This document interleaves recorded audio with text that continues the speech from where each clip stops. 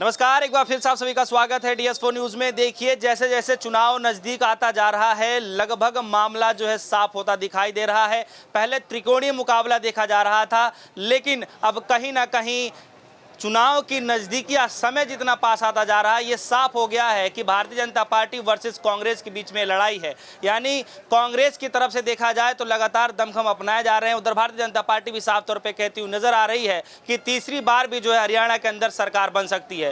हालांकि आज के दिन राहुल गांधी जी की रैली हुई और राहुल गांधी जी ने साफ तौर पर कहा कि जितनी भी निर्दलीय पार्टियां हैं उन सबका रिमोट जो है वो कहीं ना कहीं भारतीय जनता पार्टी के पास है। आम जनता के बीच हम लोग जुड़ चुके हैं और जानकारी लेने की कोशिश ये करेंगे कि जो बार बार भारतीय जनता पार्टी की तरफ से दावा किया जा रहा है कि कांग्रेस पार्टी जो है दलित विरोधी है, दलितों का अपमान करती है, तो आम जनता जो है क्या समझती है और इस बार चुनाव में क्या होने वाला है, ये तो आम जनता ही बताएगी। और देखिए, लगातार जो है कवरेज कर रहे हैं और भीड़ लगातार बढ़ती जा रही है। आम जनता से पूछेंगे, जानकारी लेंगे कि राहुल गांधी जी की रैली के बाद क्या माहौल है। क्या नाम है सर? बताइए, क्या नाम है? नाम अमित कुमार। अमित जी, ये बताइए, चुनाव बहुत नजदीक आ गया है, मुकाबला किसके बीच में देख रहे हैं? हमारा किसी के साथ मुकाबला नहीं है। हम सीनियर हर तरह से, हर दलित पिछड़ा सब हमारे साथ है। हर कास्ट का आदमी हमारे साथ है। कांग्रेस के साथ? कांग्रेस के साथ है। यहाँ पे किसी का कोई बराबर ही नहीं है, कोई मुकाबला नहीं है। हम निश्चित तौर पर हुड्डा साहब की सरकार बनने जा रही है और निश्चित तौर पर भाई बलराम कम से कम 20,000 वोटों से निश्चित तौर पर जीत होगी उनकी। जी जी, ये विधानसभा कौन सा है सर? मैं विधानसभा है, यहाँ किसी का किसी से मुकाबला नहीं। कांग्रेस एक नंबर पे है, 25-30 हजार से अब आगे हैं, 30,000 तक जाएंगे।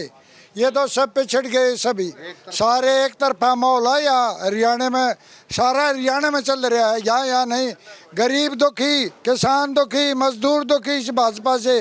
भाजपा की यहाँ जमानत नहीं बचेगी, आज बता रहा हूँ। जमानत नहीं बचेगी। हाँ, और बलराम दांगी कम से कम 30,000 वोटों से जीतेगा। यहाँ से 30,000 वोट एक तरफा हो जाएगा। 2 दिन में और आगे देखियो। हाँ, निश्चित है। मार्जिन अभी बढ़ रहा है दिन प्रतिदिन। हमारी तो कोशिश ये है हम उसको 50,000 तक लेके जाएं। चलिए, अच्छी बात है, आप लोग मेहनत कर रहे हैं, लेकिन सवाल ये है कि भारतीय जनता पार्टी ने जो कामकाज किया 10 सालों में, कितना समझ में आया आप जनता को?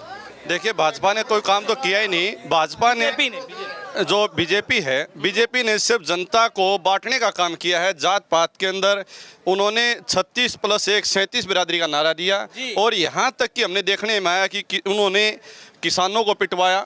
किसानों को इतने बुरी तरह से पिटा गया, कितने किसानों की मौत हो गई थी। उस टाइम पे सिर्फ दीपेंद्र हुड्डा ही सामने आए थे। बीजेपी का कोई भी आदमी वहाँ पे नहीं आया। उसके बाद हमने देखा कि सरपंचों को कितनी बुरी तरह से पिटा गया। बच्चे जो नौकरी मांगने के लिए गए उनका साथ क्या हाल हुआ था। इससे ज़्यादा हम क्या कह सकते हैं, एक देश, किसी भी देश की कोई सबसे जो मेन चीज होती है वो आर्मी होती है। आर्मी का वो भट्ठा गोल इन्होंने किया है, कितना बुरा हाल कर दिया। जिस टाइम पे अग्निवीर सिस्टम लागू हुआ था, अब मैं खुद आर्मी के बच्चों को पढ़ाता हूँ, मेरे पास से कम 550 बच्चों आर्मी में सिलेक्शन हुआ है। लेकिन उस टाइम पे हमने देखा था, जो बच्चे तैयारी कर रहे थे, बच्चों ने कागज साथ में रखकर और अभी मेरे काफ़ी बच्चे लगे हुए हैं। दरअसल मेरी उनसे बात होती है, वो कहते हैं कि आर्मी के अंदर 100 दिन की छुट्टी होती है, लेकिन अग्निवीरों की मात्र 45 दिन की छुट्टी, वो भी नहीं दी जाती।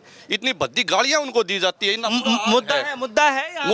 मुद्दा जबरदस्त है जी। और इसके अलावा एक चीज़ और भी है जी, जो इन्होंने देश को बांटने का काम किया है, वो काम ये कंटिन्यू। और आप देखेंगे कि यहाँ पे बहन बेटियों की इज्जत का कोई ख्याल ही नहीं। किस तरह से बहन बेटियों को, रेसलरों को, हमारे खिलाड़ियों को किस तरह से पीटा गया था। लेकिन कहा तो यही गया यहाँ से भी कि जो है कई सारे नेता ये कहते हुए सामने आ रहे हैं बीजेपी के कि राजनीति कर रहे थे, असली खिलाड़ी होते तो उनको तो अखाड़े में होना चाहिए था। दरअसल ये सभी वोट चेकू हैं। जनता इनको पहचान चुकी है। और सबसे बड़ी बात ये है कि ये अग्निवीर सिस्टम इनके ऊपर लागू कर रहे हैं। मोदी तो रिटायर हो चुके हैं, उनके ऊपर नहीं करते लागू हैं। ये अपने ऊपर लागू नहीं करते, ये सिर्फ आम जनता के ऊपर ही लागू क्यों करते हैं। दूसरी बात, हल्की ये महम हल्का है और महम हल्के को हरियाणा की सबसे हॉट सीट माना जाता है। और यहाँ पर जो बलराम जी दांगी का जो दबदबा है, बलराम जी दांगी का जो एक प्यार है, प्रेम है, बलराम दांगी इतने ही लोकप्रिय है जितने रोहतक में दीपेंद्र हुड्डा जी लोकप्रिय हैं जी। उतने ही लोकप्रिय ये भी हैं जितने हुड्डा जी आप हैं। सवाल ये है कि यहाँ किसानों का मसला कैसा है, कैसे देख पा रहे हैं? कुछ मसला है कि भारतीय जनता पार्टी ने सारे मसले सॉल्व कर दिए किसानों के? भारतीय जनता पार्टी ने जी किसानों की इतनी दुर्दशा कर दी। ना तो पानी, नहर में पानी नहीं आंदा, ना भाव मिलते। इतने नाराज, हर एक वर्ग नाराज है, किसान नहीं, हमारा सारे वर्ग नाराज है इससे। आने वाले समय में चौधरी भूपेंद्र सिंह हुड्डा सीएम होंगे और खुशहाली आएगी। और यहाँ से मैम से भाई बलराम दांगी बहुत ज्यादा वोटों से 30-35 हजार वोटों से कम बताइए तो जीतेंगे। अच्छा, हाँ, लेकिन यहाँ का पहले इससे पिछले बार जो थे विधायक वो किस पार्टी से थे? वो थे निर्दलीय थे, बलराज कुंड। तो यही मेरा सवाल है कि इस चुनाव में जो है खास करके हरियाणा चुनाव की जब बात होती है तो निर्दलीय लोग भी बहुत उठते हैं और उनका भी काफी अच्छा वर्चस्व रहता है। क्या लगता नहीं कि इस बार चुनाव में उनका भी वर्चस्व? ना जी, निर्दलीय का नहीं। अब की बार तो सारे हरियाणा के लोगों ने एक धारणा बना ली कि चौधरी भूपेंद्र सिंह हुड्डा को लाना है और हरियाणा बचाना है। सीधी सी बात है। बीजेपी के हाथ में सेफ नहीं है क्या हरियाणा? नहीं है जी, नहीं है, बिल्कुल भी नहीं है जी। अब की बार 80 पार हुड्डा सरकार। 80 पार हुड्डा सरकार। हाँ जी। नहीं, कुछ तो काम किया होगा ना जो दोबारा सरकार नहीं जी, कुछ भी नहीं किया जी, बिल्कुल भी कोई भी काम नहीं हुआ जी। बस बालक पिटे बालक है, बीजेपी ने तो बालक पिटे भाई। विकास हुआ क्या सर? आता हूँ सर। ये विकास कोई विकास नहीं कराया, कुछ नहीं। नहीं है बीजेपी का। जो ये हुड्डा सरकार का जो हम गुण गा रहे हैं ना, ये जो 10 साल पीछे रहा था ना हुड्डा जी, उसमें हम अपना मौज मस्ती जो देख रहे हैं, नहरों में पानी, बच्चों को रोजगार और जितनी भी खुशहाली होती है ना, वो हमारे हरियाणा प्रदेश 1 नंबर पर था। और ये बीजेपी वाले जो है भाजपा, ये 0 पे ले आए। मतलब कह रहे हैं कि 10 साल पहले हरियाणा नंबर 1 था। बिल्कुल नंबर 1, अब बिल्कुल 0 पे। लेकिन हम सारी पब्लिक या भूपेंद्र सिंह हुड्डा जी वापस नंबर 1 पे ले जाना चाह रहे हैं। इसलिए फल बहुमत से भूपेंद्र सिंह हुड्डा की सरकार होगी और वही जनहित में खुशहाली आएगी हरियाणा में। बच्चों को रोजगार मिलेंगे, नहरों में पानी आएगा, सब कुछ बहाल होगा। सवाल यह है कि देखिए बीजेपी भी इधर वादे पे वादे की जा रही है, कांग्रेस पार्टी भी वादे पे वादे किए जा रही है, भरोसा किस पे करेगी जनता? आप एक चीज न समझो, ये जो आपने एक मुद्दा उठाया था थोड़ी देर पहले, एक बात थी, एक बार निर्दलीय है गोवा में, आपने पता है पत्रकार हो, गोवा में निर्दलीय बी टीम तय सरकार बन गई थी। ये बी टीम है, जो ये निर्दलीय है या और भी है, ये बी टीम है, इनका भरोसा नहीं है अभी। तो निर्दलीय से नुकसान किसको होगा? नुकसान हमने, नुकसान का मतलब है नहीं, हमने अपनी सरकार बनानी है, भूपेंद्र सिंह हुड्डा की सरकार बनानी है। हमने निर्दलीय का कोई महत्व नहीं है, यहाँ पे है ही नहीं।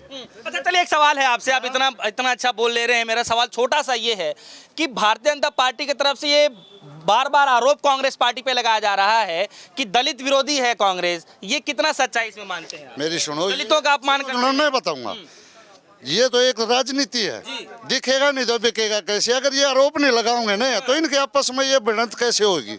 ये 36 बिरादरी की सरकार है, इसमें किसी के पास कोई किसी ढाल का मतभेद नहीं है, सबको साथ लेके सबका विकास। आरोप जी एक तो एक दूसरे पर आरोप तो लगाओगे, ये भाषण देते हैं, ये आरोप चले हैं, ये राजनीति है। जाति पाति के बारे में तो हम इतना ही कहना चाहेंगे कि जात पात की जो बात की है, लास्ट टाइम जब रोहतक विधानसभा क्षेत्र से मनीष ग्रोवर हार गए थे तो उनका बयान ये आया था कि एक जाति विशेष के लोगों ने एकता दिखाई। जात पात मतलब ये बांटते हैं। रही बात नौकरी की, इन्होंने कौशल विभाग का इतना मतलब बुरा हाल मचा रखा। कौशल विभाग के थ्रू यानी अपने अपने बच्चों को ये उसके अंदर लगा रहे हैं और शिक्षित युवाओं को डी ग्रुप की थोड़ी थोड़ी नौकरी देके ये बाहर के गुजरात के लोगों को यहाँ पे ला रहे हैं। यदि ऐसी कोई बात होती तो यहाँ पे हुड्डा सरकार कार्गो लेके आए थे, वो कार्गो यहाँ से यूपी में जा चुका है। जी बिल्कुल। क्या यदि यहाँ पे बीजेपी काम करती तो क्या कार्गो हरियाणा में नहीं होता आज के दिन? यहाँ पर आप मुहिम की बात लगा लीजिए, यहाँ पर छोटा सा सवाल है, जी बोलिए कि 10 सालों में आपने कार्यकाल बीजेपी का देख लिया, खट्टर साहब का भी देख लिया और कुछ दिनों से आप सैनी साहब का भी देख रहे हैं। जी। कुछ बदलाव देख रहे हैं दोनों सीएमओ के अंदर में? ऐसा जी, नायब सैनी ने तो सिर्फ और सिर्फ घोषणाएं की हैं और लड्डू खाए हैं, इसके अलावा कोई काम कर ही नहीं पाए। उनका सारा बीत्या ही जो कार्यकाल है वो इलेक्शन के दौरान बीत्या है। चलिए आप बताइए सर, क्या नया देख पा रहे हैं आप इस इलेक्शन में? नया क्या देख पा रहे हैं आप? भाई बढ़िया है, कांग्रेस का माहौल है। कांग्रेस का माहौल है? क्यों लग रहा है कि कांग्रेस का माहौल है? भाई बढ़िया है, किसाना खातर बढ़िया है यार। बीजेपी बढ़िया नहीं किसानों के लिए? कड़ा बढ़िया है भाई, नौकरी दी थी बिन, ये CPL लाए थे, ये 6000 रुपये बता किसकी है आज के दिन तनख्वाह किसी की 6000 में। आप चाचा क्या कहना चाह रहे हैं? मोदी की सरकार, ये बीजेपी की सरकार यहाँ चल रही है, कैसा चल रही थी? गलत हाल चल रहा है, बीजेपी सरकार का। कुछ भी माहौल नहीं है? कोई माहौल नहीं है।